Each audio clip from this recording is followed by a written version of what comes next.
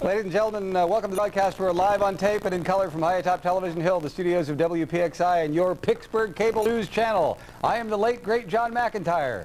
Didn't I used to be John McIntire? Ladies and gentlemen, this is the final episode of Night Talk, and you can't beat that with a stick. 3 separate sets of 3 scintillating free-for-all panelists, and Bill Green isn't the only midget here tonight. Plus, is that okay, little Steven? Plus 2 incredible rock videos that you will not want to miss, featuring prominent Pittsburghers dancing, including Cyril Wecht, Sophie Masloff, and Lynn Cullen. Stay with us for the first scintillating free-for-all panel. Back in a moment on the final historic episode of Night Talk. Transportation for NightTalk is provided by Star Limousine Service, the highest quality vehicles and the most professional service. Call 724-776-0044.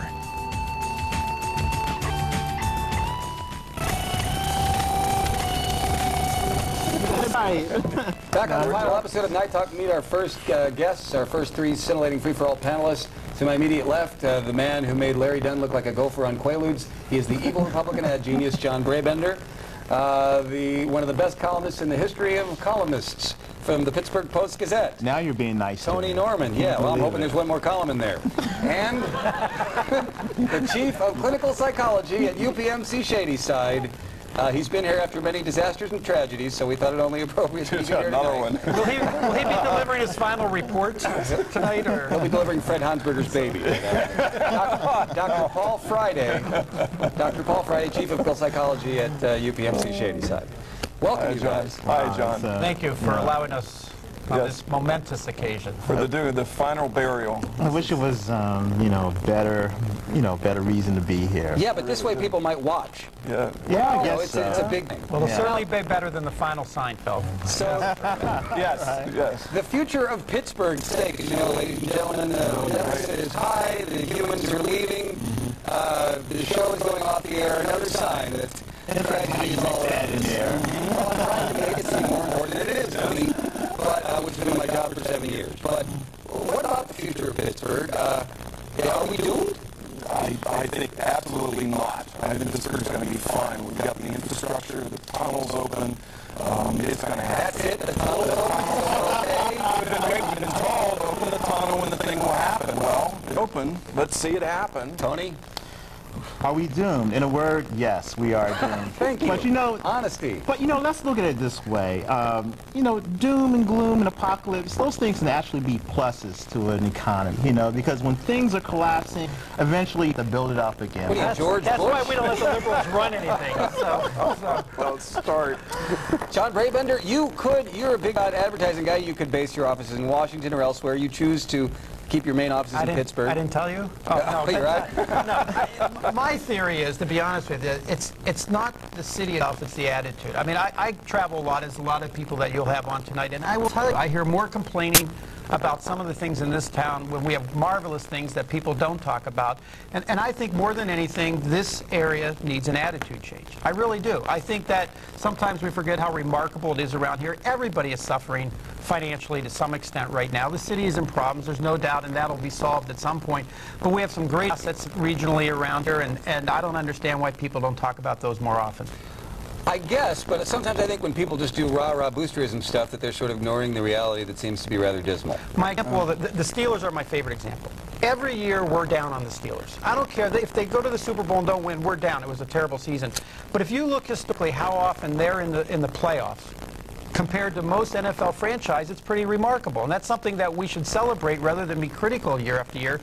And I see that time after time about our politicians. I see that about... Well, by that logic, you can never make fun or taunt politicians or a city. I mean, because relatively speaking, we're doing better than the folks in Lagos, Nigeria, sure. But, Are you sure about that? Well, I would assume. Yeah. But, really, Pittsburgh has some problems that also shouldn't paper it over, because maybe one of the reasons that we're in the mess that we're in is that we have looked the other way and been a little bit too positive, at least in the last, 5, 6, 7 years. Dr. Friday, if Brabender's right, you change people's attitudes. You make sure they don't commit suicide. How do we do that? I think the city's model is basically the same thing that we have in our brains, and that is pay attention when there's danger. Warning. Warning. And if you don't have the warning, you're not going to buy the Tide or the Palmolive or whatever. So newscasts, attitudes are the sky is falling, because then you're paying attention. But if you look at it very carefully, and I just did a program for the convention center and ran a cartoon that I archived from 1992, 11 and a half years ago, from the Pittsburgh Press. It was on New Year's Day. Post-Gazette. No, it was the Pittsburgh Press. Oh, before the strike. No, before. All right, would you put the inside baseball? What's the cartoon? The cartoon says, of the 17 things it mentions of old man time giving to the new kid, I left some unfinished business. Deteriorating infrastructure, the ozone layer, we have the sticky situation in Iraq, Soviet Union's disintegrating, brutal repression. 16, the only exception was the S&L savings and loan debacle, and I said just put Enron in there. They're exactly going on right now. And what would happen... So things suck just as much now as they did then? Take heart? They don't. What happens is there's a section of the brain that's always looking for the bad stuff so that we can survive. 11 and a half years from now, you can run the same cartoon. You're not going to have, hey kid, everything's fixed. Go for it. Have a great year. It's not going to happen. Does that mean we can continue to run NightTalk for like the next 7 years and nobody will notice if we just take the last we just 7 might years? not change anything. I think you could take some Yeah. solace that there's probably more people watching tonight than watched the last Ben Affleck movie. So I would hope. You know, and Alan Cox has a nicer ass than J-Lo, I think. Something like that. Oh, did I say that? is that segment 2? Yes. But in all seriousness, John, I mean, we really do want to, I mean, I'm sure the three of us really want to, and everyone who's in the studio tonight, man, you are irreplaceable. You're Thanks, dude. You're a sign of the apocalypse.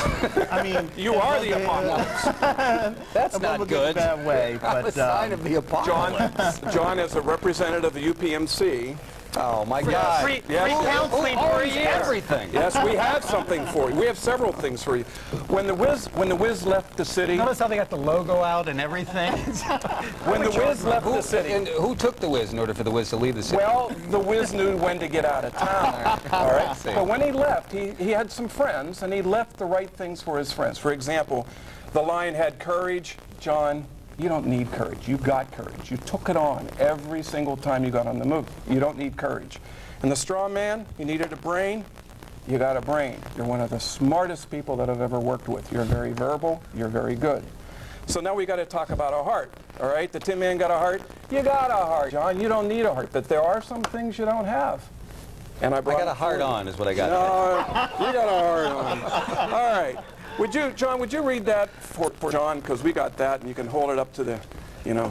For your very outstanding performance, you are awarded 1 attaboy. 1,000 attaboys qualifies you to be a leader of men, work overtime with a smile, explain assorted problems to management, and be looked upon as a local hero without a raise in pay. Thank you very much. Oh, read the bottom, though. Note 1 SH blank blank wipes the board clean, and then you have to start all over again. Okay. So, you know, we don't really, I mean, I totally mean no disrespect because this is so nice, but I don't have like 20 minutes for 5 more things. I know, this is just, You think you could trade- just it. You think you could Here's trade your this other for a job? certificate. Yes. Oh, you cannot say that one. Or would you rather have what's behind door number 3? No, you got that. 1 SH blank blank. Thank you. Is this helping your But look career at or the not? bottom, I what don't it know. says. I don't know. What it says for you. This wipes out all the attaboys, and you have to start all over again. And it says, as your diagnosis, Yeah. This also certifies that you are normal and are able to be re-employed. Thank you. all right, you as the ultimate wild turkey. Now that's just medicinal. Did you bring glasses? Later, later. You are the wild turkey right. of the show. But thank you very much. So having said all of that, I sense more optimism than pessimism on this panel. Am I right about the future of Pittsburgh?